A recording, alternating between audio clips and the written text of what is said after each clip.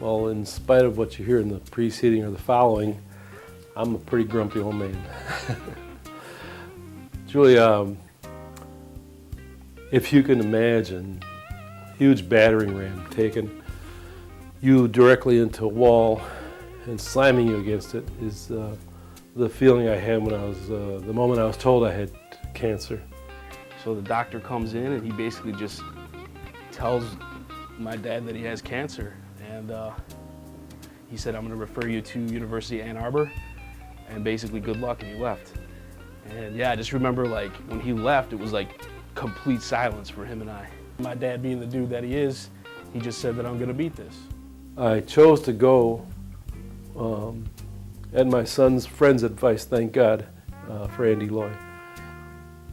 Andy took his mother to a place called the Cancer Treatment Center in Zion, Illinois, one of 5 or 6 facilities around the country. And Andy told me that the results were nothing less than astonishing with his mother in terms of treatment. And Andy's not a guy prone to being excited about anything. But when he talked to my son, he talked to me, he was super animated. The way I describe it is that when you walk through the doors of the Cancer Treatment Center, it's like a transformation. And I felt a very positive and definite presence the moment I walked through those doors. In my first visit at the Cancer Treatment Center in Zion, Illinois, I told my oncologist and the nurses and the staff that I could meet, I'd love to meet Mr. Richard Stevenson, who is the benefactor and the founder of the Cancer Treatment Center of America.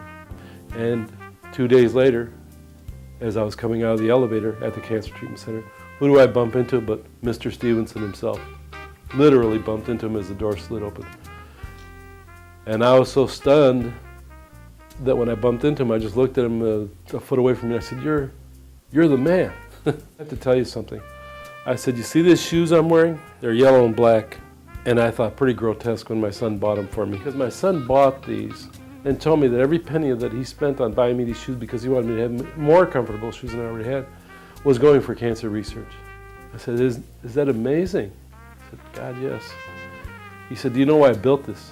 Why I started this? I said, no. He said his mother died of bladder cancer. And his efforts for the rest of his life are to do all that he can to battle this ugly, evil, awful disease. So here I am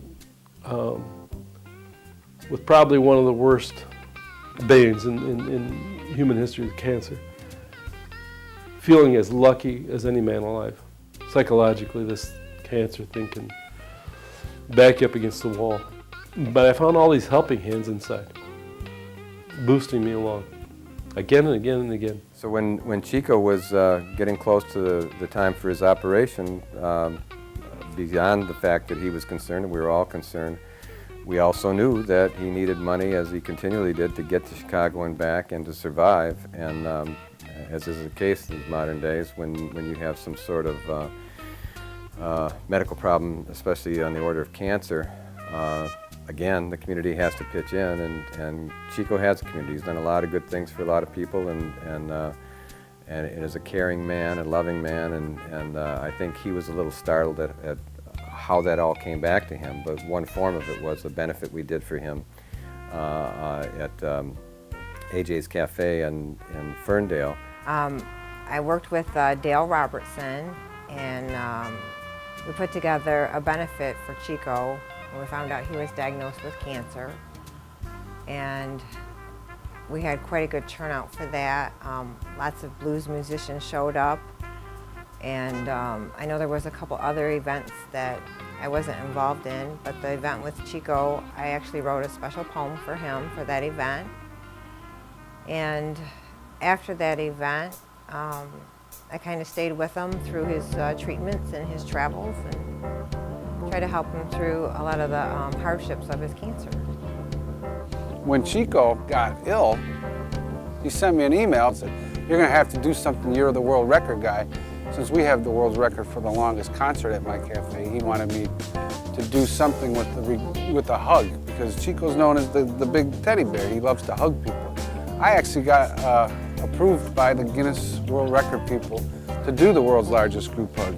Needed almost 20,000 people, I think, if memory serves me right, to get together and form one giant group hug. Hundreds and hundreds of messages went back and forth with a great group of people that were able to stay in touch and give Chico encouraging messages and become friends ourselves through this whole thing. And we were able to share the ups and downs with Chico on Facebook. We had benefits at our cafe, and I don't know how much we raised or what. We raised a lot of spirits, I know that.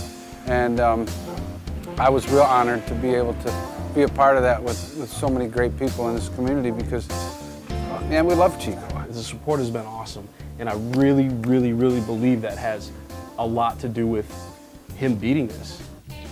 There's a multitude of people that have helped. It's just, we're lucky that human beings can be that kind. Say right now, thank you.